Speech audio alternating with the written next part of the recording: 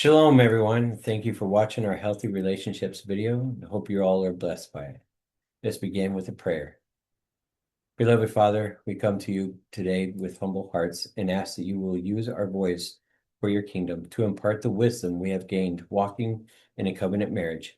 We ask that you forgive us of any of our faults while making this video. We want to be pleasing to you in all that we do. In Yahshua's authority, we pray and ask. Amen. Amen. Shalom, family. I'm Michael. And I'm Rebekah. We're excited to walk with you today through this topic that is so close to our heart in building a healthy, Yahshua-centered relationship. That's right. Scripture tells us in Ecclesiastes 4:9-12 and Psalm 127:1 that unless YAHUAH builds the house, the labor is in vain. So today we're talking about the habits, the mindset, and the spiritual foundation that make a marriage strong. Not the Hollywood or Instagram version, but the real everyday covenant work that keeps a marriage alive and thriving. The main thing that I believe keeps us strong is each morning, Michael starts our day by reading scriptures and praying, covering our family with the word. Foundations of healthy relationships, serving one another. One of the biggest things we've learned is that marriage grows through service, not forced service, but joyful, intentional, loving service. It's the small daily habits. And research backs this up. It's those small daily habits, the acts of love that we do, like getting flowers out of the blue, pumping gas, or getting morning tea. I love packing his lunch or making him special meals I know he likes. It's those gestures of love that go a long way, not the big romantic gestures that shape the health of our marriage. Philippians 2:3-4 teaches us to consider others more important than ourselves. Sometimes it's the small things, making tea, helping with chores, and noticing needs before they're spoken. Emotional attunement is a huge part. James 1:19 reminds us to be quick to listen and slow to speak. That means listening with our heart and not just our ears. Shared faith. Colossians 3:14 says love binds everything together in perfect unity. When we pray together, worship together, and study together, it strengthens our bond. The Sabbath is an anchor. Exodus 28:11 calls us to remember the Sabbath. And honestly, Sabbath has been one of the biggest blessings in our marriage, strengthening our unity week after week. It forces us to slow down, reconnect, breathe, and reset. It's a weekly emotional and spiritual tune-up, a time for studying, praising Yah, and realigning our hearts. Transparency in marriage. Transparency is protection. Genesis 2:25 shows us the first marriage, nothing hidden. Especially in today's day and age, with such a social media soaked society, we have to be completely open and transparent with each other. People who have nothing to hide, hide nothing. That means no locked phones, no locked doors, secret accounts. Location sharing is always on. No hidden conversations. Not because it's control, but because transparency promotes a covenant safety and a healthy relationship. I always let Michael have the final say if we have differing opinions, because that's what Ephesians 5:22 says to do.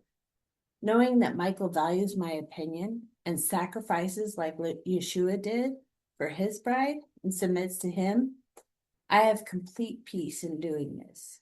This is the first relationship I've ever had where I felt completely safe and natural doing it. And it's because he submits to Yah. In Proverbs 12:22 and Ephesians 4:25 remind us that honesty builds trust. Secrets destroy it, and transparency removes suspicion and creates emotional safety, the foundation for peace in marriage. Communication and conflict resolution.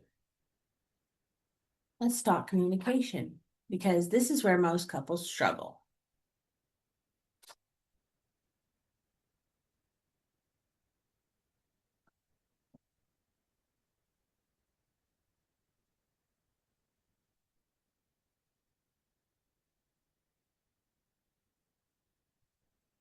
3. Yeah, that's my bad. It's okay. Use I statements instead of accusations. I feel instead of you always. Listen to understand, not to reload for your next point. Praying before discussions will help you align your heart and Abba's. Healthy conflict resolution. Purposefully schedule time because timing matters a lot. Don't try to resolve things when the children are around or when either of you are distracted. Choose a moment for compromise and understanding. Proverbs 15:23 and Ecclesiastes 3:1 remind us there's a time for everything, even hard conversations. Use communication tools that build connection. Parrot talking, reflective listening. This is repeating back what you've heard to help show the other person that you understood them. Holding hands during a heated conversation. Putting yourself in the other's place. Resolving issues fully so they don't continue to come up over and over. And always protect your spouse's reputation. Don't vent to family or friends in ways that damage your partner.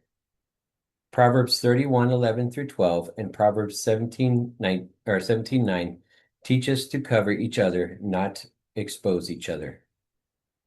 And Ephesians 4:26 and 27 warns us not to let anger linger. Monthly or counseling and monthly check-ins. Proverbs 11:14 tells us there is safety in counsel. And Song of Solomon 2:15 warns us about the little foxes, the small issues that destroy the vineyards. Something we have found to be very strengthening is regular fasting. If we can't resolve the issue, we can fast. We can give it to Yah, and this way we can hear him better. And that's why it's healthy to do monthly marriage check-ins during the first week of each month, maybe on a date, to review concerns before they escalate. Proverbs 18:13 reminds us not to answer before listening. And use a timer so each person speaks without interruption. When things get heated, spiritual reset is needed. Philippians 4:6 through 7 tells us prayer brings peace. Psalms 22:3 says, Yah inhibits our praise, and praise music helps shift the atmosphere.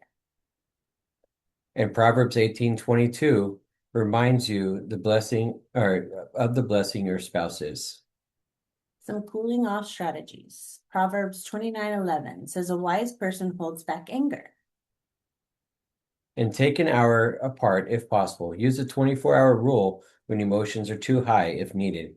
Write a letter to process emotions. Psalm 62:8 invites us to pour our hearts out before Yah. Guarding the heart. No name calling, no eye rolling, or talk of divorce. Ephesians 4:26 says, don't let the sun go down on anger.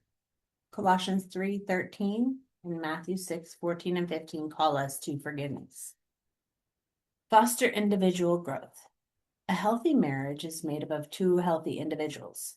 We need to foster hobbies and friendships for each other. For example, Michael loves hunting, building, and producing. I like pampering, crafting, and painting. These things help us spend time apart doing what we love, doing things individually. Closing thoughts. As we wrap up today, remember, check in daily with each other, expressing gratitude and talking about other things other than work or children. Ask how their day is going and how they are feeling. Hugging, hand holding, and showing physical affection daily keeps that marriage connection strong. When you put Yah first, you make the effort to sacrifice for the other person, everything else aligns. In 1 Corinthians 13:4 through 7 shows us what love looks like. Patient, kind, humble, forgiving.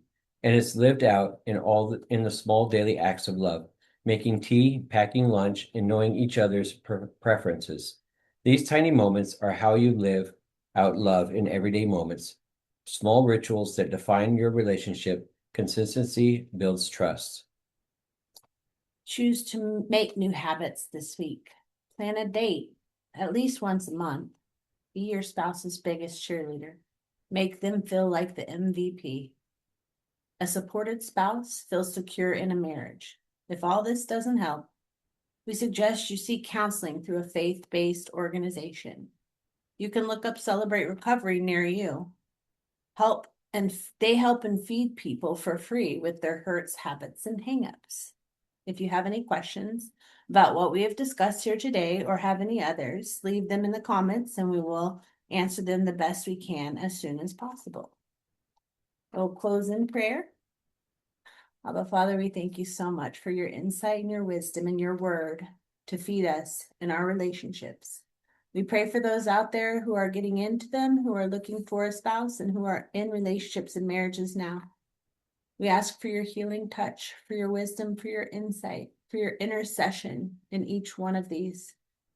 Water and feed them, help them to grow, help them to heal. We love you so much. We can count on you and count on your word to guide us through our life. Help us to be more pleasing to you every day in all that we do. We praise you and ask you all these things in Yeshua's authority. Amen. Amen. Michael has produced a song that is really awesome based on his morning prayer. I hope you guys all enjoy it. We will talk to you soon. Shalom and much love to you all.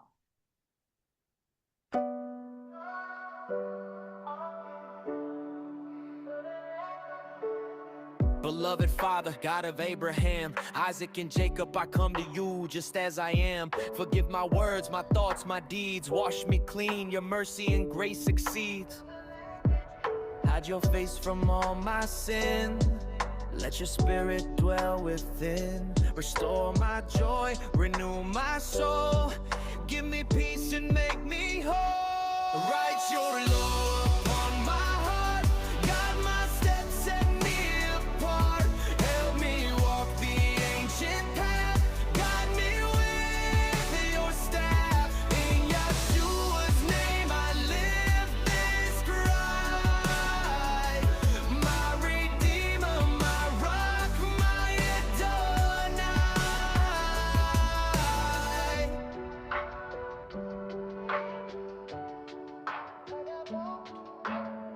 Create in me a heart that's true. Let my words bring praise to you. Help me bear the Spirit's fruit. Love and joy take its root. Patience, kindness, self-control.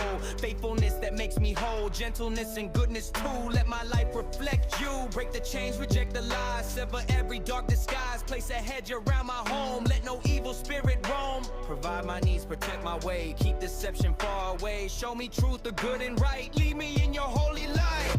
Write your law upon my heart. Guide my steps, set me apart. Help me walk the ancient path. Guide me with your staff. In Yahshua's name I live this cry. My Redeemer, my rock, my Adonai. Your truth is life, your way is rest. In you alone I am blessed. You are truth, in you I thrive. You give my soul eternal life. Your truth is life, your way is rest. In you alone I am blessed. You are truth, in you I thrive. You give my soul eternal life. Write your law upon my heart. Guide my steps, set me apart. Help me walk the ancient path. Guide me with your staff. In Yahshua's name I live this cry. My Redeemer, my rock, my Adonai.